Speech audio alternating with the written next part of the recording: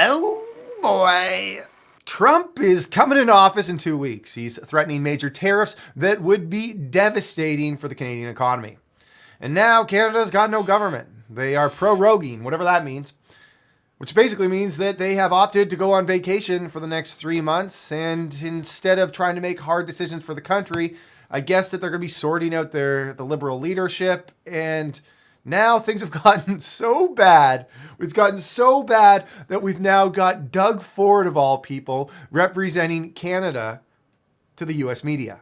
Okay, so let's go through the timeline here, because this is just pretty fun and interesting.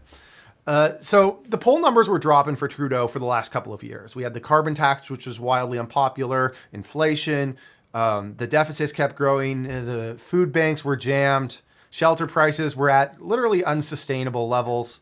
And then there was a lack of jobs for young people. I can go on. So then in July of 2024, last summer, the Conservatives won what was a pretty big by-election, the Toronto-St. Paul by-election, which was a long-time Liberal stronghold. After that, a couple dozen Liberal MPs tried to stage a leadership coup. Gained some popularity, but Trudeau went to his caucus and literally cried to them. Managed to buy himself some more time. Then things got interesting. Trump got voted in, to which Trudeau responded, "Just a few weeks ago, the United States voted for a second time to not elect its first woman president. Everywhere, women's rights and women's progress is under attack, overtly and subtly." Now, it's such a Trudeau take. The reason that Trump got elected is because of misogyny. It had nothing to do with keeping a roof over your head, being unhappy with the government, the fact that Kamala wasn't even elected in a primary, the fact that she couldn't answer questions like, what has Biden done wrong over the last 4 years and what would you do differently? It's just misogyny. It's just people hate women.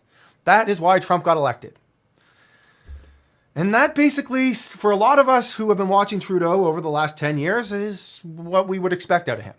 Okay, so right after this, Trump starts threatening tariffs.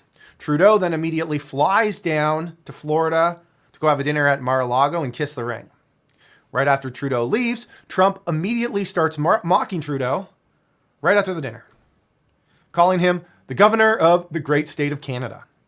Shortly afterwards, the Liberals were supposed to come out with a fall economic statement. The guardrails on the deficit were supposed to be $40 billion. Now, on the Friday before the fall economic statement was going to be announced, Justin held a Zoom meeting with Chrystia Freeland, telling her that she would lose her role in his cabinet.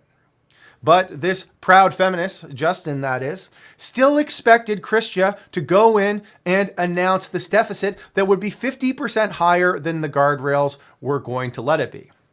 How'd that meeting go in that Zoom call? You're fired. But you could still have a special role.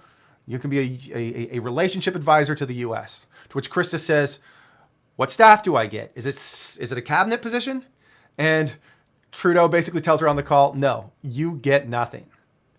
Then Freeland loses it, comes out with her own statement, calling out Trudeau, discussing the tariffs and calling what Trudeau's been up to recently as a bunch of political gimmicks. So that's like how we got an HST holiday in Canada for the last 2 months. It's still ongoing. If there's any stuff that you have to buy in terms of kids' clothing or alcohol or anything, stock up before mid-February. Anyways, the part that I find kind of interesting about this is that Chrystia had plenty of time to step up against Trudeau, but they became political gimmicks after she got fired.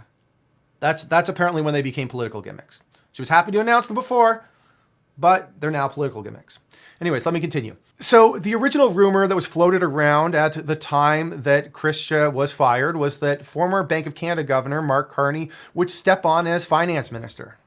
But knowing the shit was hitting the fan, he apparently left the country to go on a vacation to somewhere tropical and wasn't answering his phone.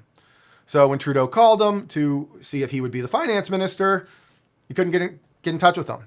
So who does Trudeau make his new finance minister? His old babysitter, that's who. That's how shallow the cupboard had gotten in Trudeau's caucus of people who would even step on to be a part of the cabinet. Okay, now it's the holidays. Trudeau tells his caucus that he's going to go on vacation to Kelowna and evaluate things. BC's response? Mr. Prime Minister. Yeah. Please get the fuck out of BC. Have a wonderful day, ma'am. Yeah, you suck. Canadians are so polite, right? All right, so over the holidays, Pierre continues to lean in, doing a podcast with Jordan Peterson that garners over 60 million views. Trudeau's poll numbers then come in from an Angus Reid poll showing that the Liberals are projected to win 6 seats. 6 goddamn seats. You ask me, that's statistically zero. There is a reasonable chance that if that poll is accurate, that he could end up with 0 seats. So flash forward a few more days and we're into 2025. And Justin announces that he's stepping down as the Liberal leader. He announces that he's going to prorogue Parliament until March 24th and until a new leader is chosen for the Liberals. He's effectively suspended all parliamentary activities, including existing bills, committee work, and investigations. And then our old boy Jagmeet hops in, the complete opposite of a leader, because he does everything afterwards. He comes out against Trudeau in a post saying that Trudeau has let you down on housing prices, down on grocery prices, and you, the people, should have a government that works for you. So where are we today? We're 2 weeks from Trump getting inaugurated, and he's talking about 25% tariffs on Canadian goods. We have a Canadian dollar that keeps dropping. We have 6 consecutive quarters of negative GDP growth. A gap between the U.S. and Canada in terms of GDP per capita that has gone from even to a $22,000 gap in a matter of 10 years between Canada and the U.S. So that means that we are nearly $30,000 less productive than Americans on a per person basis. And that just happened over the last 10 years. And we have an economy that is being held together by real estate appreciation, debt, and immigration.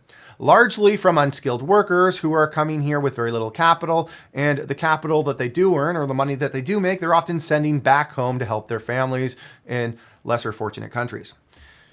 You know what else? I talk to a lot of execs, people who work in finance, many that work for big companies, and especially in Canada where we have a lot of oligopolies, you have to understand one thing about companies that are about to do layoffs. They ain't going to do them in December. The next 3 months are looking like they're going to be a bloodbath for a whole variety of sectors in Canada. And I believe that we're going to start seeing these headlines everywhere of people losing their jobs. Now, here's the part that I find the most interesting that I think many Canadians miss. If we go on a website like StockFizz and we look up the top 5 Canadian companies by market cap, now, for some reason, they have McDonald's in there. Throw that one away. And then you got Enbridge, who does a lot of business in the States, so I don't know how much they count. And we're looking at enterprise value here. So that's, you take the market cap, that's shares outstanding times share price. That's what often people use for value. That's really not the right metric. You should use enterprise value. So you take the market cap, you add the total debt, you subtract the cash. What are Canada's top 5 companies by and large? They're big banks. Now do that in the US. Do it for the top 10 if you want. What do you notice? They're all tech companies. They provide the rest of the world with value. I don't see a single big bank in there. I got to go all the way down to number 12 to find Bank of America. And at the same time, Canadians are looking around at each other going, well, why do we have a housing crisis? You probably went home over the holidays, talked with your uncle or your sister or your brother-in-law about the Canadian economy and why everything's struggling so much. And to me, when I just look at the breakdown of Canada's largest companies versus the breakdown of America's largest companies and how we have fallen so far behind the US over the last 10 years, these stats break it down for me right here. Canada is in love with real estate, taking on debt, and deficit spending. Now think of it this way. Who do the Liberals have as their front runner to be leader of the Liberal Party? Mark Carney, the former Bank of Canada governor. Now, whose side do you think he's going to be on? The big banks or the general good of the economy? That's an easy answer. Now, guys, I'm not going to sit here and tell you guys that things are going to get way better under Pierre.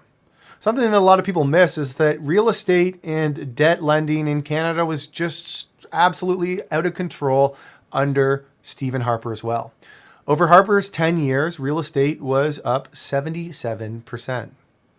Under Trudeau, from Trudeau getting elected to August 31st, 2021, It was up 83%. This is just a tweet from John Pasalis, just to give you guys some level of context. And we look at Mark Carney. Who was he, the Bank of Canada governor, under? Stephen Harper. But now he's going to lead the Liberals, apparently.